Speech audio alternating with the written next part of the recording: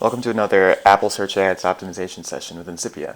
Today we're going to be talking about how to do search term optimization for your campaigns. So before we get into the actual optimization and do a case study, let's do a quick review of how search terms work and how matching works for search ads, or PPC in general. So there are two types of keywords. One is regular keywords, what you're bidding on to show ads for, and the other is negative keywords, what you're saying, I don't want to show ads if these keywords that I'm using as negatives are found in the search term.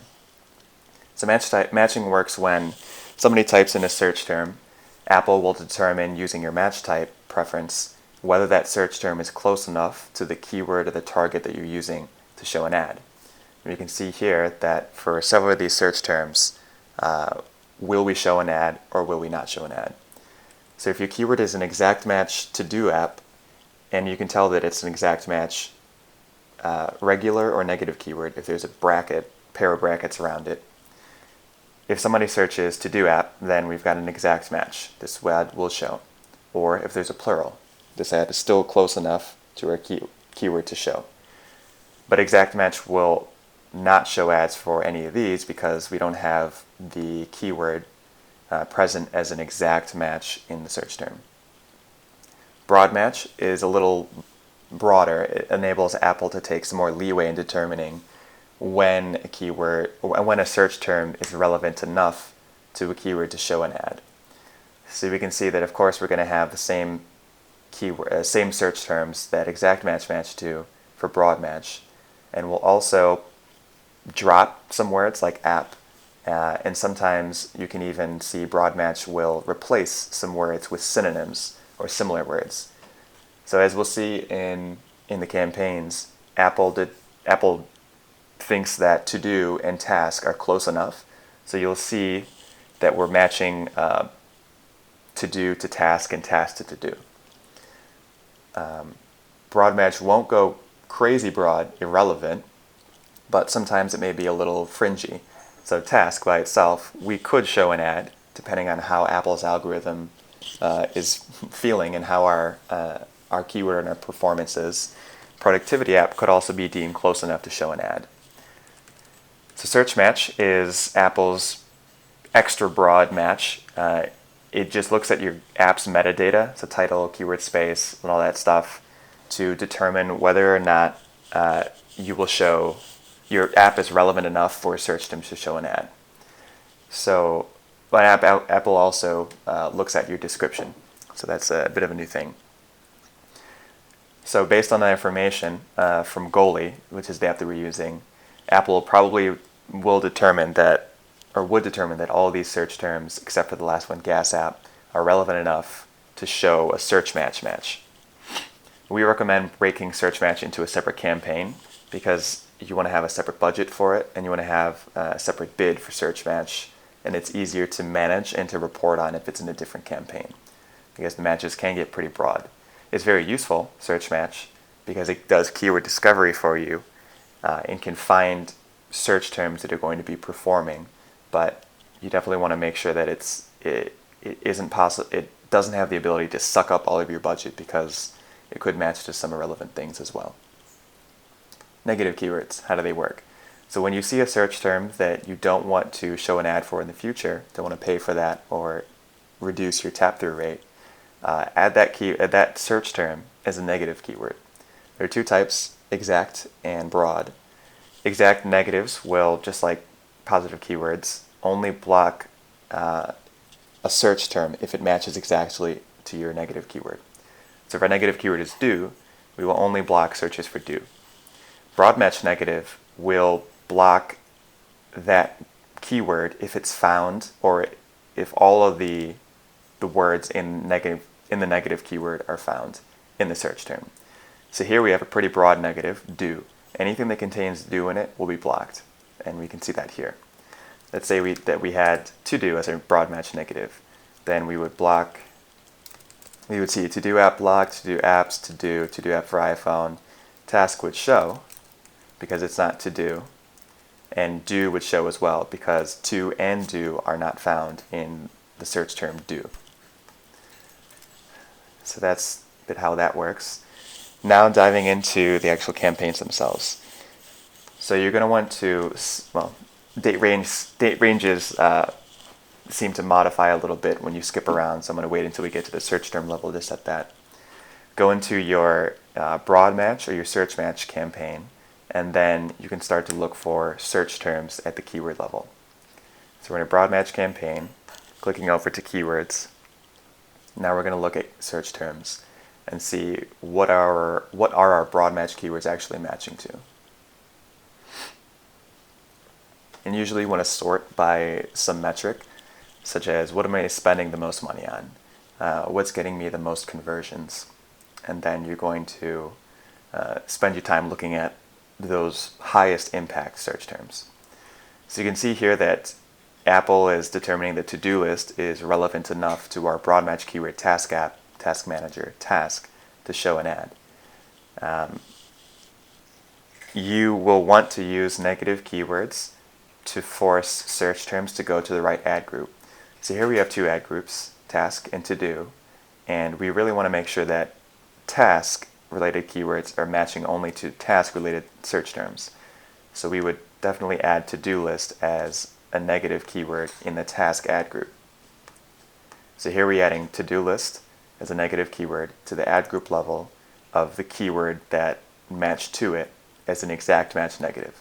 So when somebody searches to-do list in the task ad group, then we will not show an ad in the future. To do, this is fine. So you're just going to go through and just make sure that the search terms that you're matching to are relevant and that they're matching in the proper places. And you'll also want to look at your KPI, which is probably going to be cost per acquisition. How much are we paying per download from each of these search terms? So we can see here that, wow, to do checklist, this must be an app name. There are a lot of search terms that you'll find will be branded or app names. We see that we've received 9 conversions for 14 cents each, which compares to all these other conversions that we're getting for a lot more expensive. So this is a really good keyword, a really good search term that we want to use as a keyword in order to improve our impression share. By bidding on you may think that, okay, we're matching to this search term already, why do we need to add it as a keyword? The reason is because when you add it as an explicit keyword, you're telling Apple that this keyword you really want traffic from. Your impression share or your relevance for that keyword is going to go up because you're bidding on that keyword specifically. You're not saying, oh, well, it matched. You're not allowing the match to just happen on its own. You're specifying to Apple's ad serving engine, this keyword we really want traffic from. Now, we can see that it's matching to the task management ad group, and we want to push it to the to-do list ad group. So what we can do is add that as a negative keyword to the ad group that it was matched to, the task ad group. And then we can add it as a regular keyword to, well, we're actually going to have to, because it matched to the task management ad group, we're going to have to go over to the to-do ad group and add it in manually. If we added it as a keyword here, it would be added as a keyword in the task ad group. So this is where tabs come in handy. You can drill back down into that to-do ad group. And here we're going to add a new keyword. And this is our broad match campaign, so I'm going to add this as a broad match here. And then I'm going to go to our exact match campaign and add this keyword as an exact match there. So we have our, looks like we had an old keyword somehow queued up there. So now we've got it added in as a broad match. And what we'll also want to do for our broad and exact match campaigns is to force exact matches to go to the exact match keyword in the exact match campaign. So we're also going to add this keyword as a negative keyword. And sorry, I'm skipping around a little bit, but right now I'm adding the exact match of this keyword. Oops.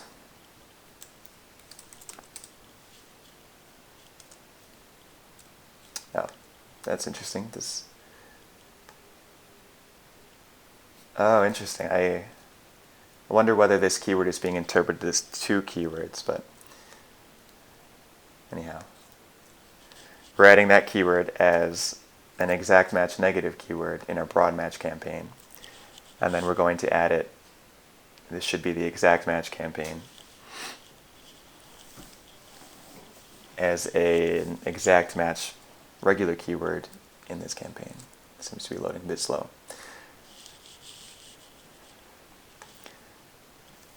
Oh yeah, it's because we see a comma here, and when you're adding keywords into Apple's interface, Apple interprets commas as starting a new keyword. So we would need to get rid of that comma if we were adding this full keyword as a keyword. So anyhow, that's not loading up, but the concept is to add search terms that you find good performance from as new keywords, and if you have your keywords broken into broad match and exact match campaigns, then you'll add it as a broad match in the broad match campaign with the exact match negated out, and you'll add this keyword as an exact match keyword in your exact match campaign. So we'll continue on going through here, and you'll see a lot of these low volume terms. This is where Apple is saying we don't have enough data to be confident that we want to show this to you. And it could be for privacy, it could be for all sorts of reasons. The more data that you gather, the more that some of these will be revealed, because you'll have more conversions, well, more impressions, more taps, more data, such as these. But until you get more data, or you expand the so until your campaigns run for longer, or you can expand the date range to get more data, you'll always see some low volume terms. So what I'm looking for right now is whether any of these, here's another really good performing search term, probably another brand name, but we would probably add this as another keyword and be careful of the comma here, because that's going to break this into two different keywords. So I'm looking to see if there are any search terms that have a pretty poor performance besides this one low volume term, because if there are, then we would want to add those as negative keywords. So let's just sort by CPA, largest to smallest, and say that the first search term is going to be a keyword or search term that we don't want traffic from. Okay, to-do list free. So we're seeing that when somebody's searching to-do list free as opposed to to-do list, we see a higher cost per acquisition. So we may want to add this as a negative keyword, especially to the task management ad group, to ensure that we're not showing ads the next time that pops up, because we're not driving as efficient installs as we are for other search terms.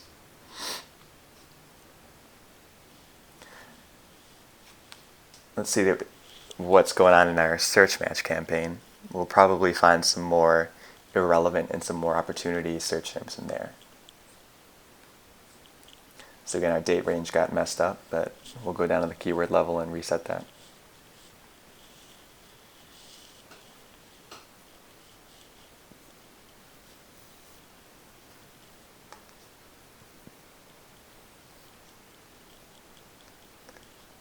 Okay, I'm going to sort from spend largest to smallest, because I care most about what I'm spending the most money on. So we see that we're matching to a lot of terms that we already have.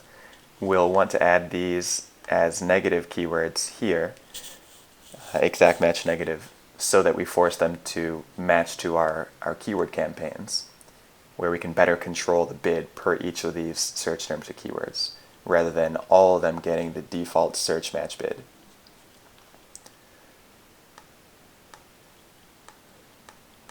just make sure that these keywords that you're adding as negatives are actually in your keyword campaigns. Otherwise, you'll lose traffic for them. So goalie, here's our brand name. We'll probably add this as a positive keyword in a brand campaign. And we'll continue perusing to see how and it's a shame that these columns don't float, but this one right here is cost per acquisition. Task Pro. Okay, so this one's a little more expensive. If our target cost per acquisition was 50 cents, then this would be pretty unattractive, and we would probably add this as a negative keyword and perhaps break it into a separate ad group with a lower bid to see whether we can reduce this cost per tap and therefore improve the cost per acquisition and make it profitable to still bid on this keyword because it is generating installs or downloads.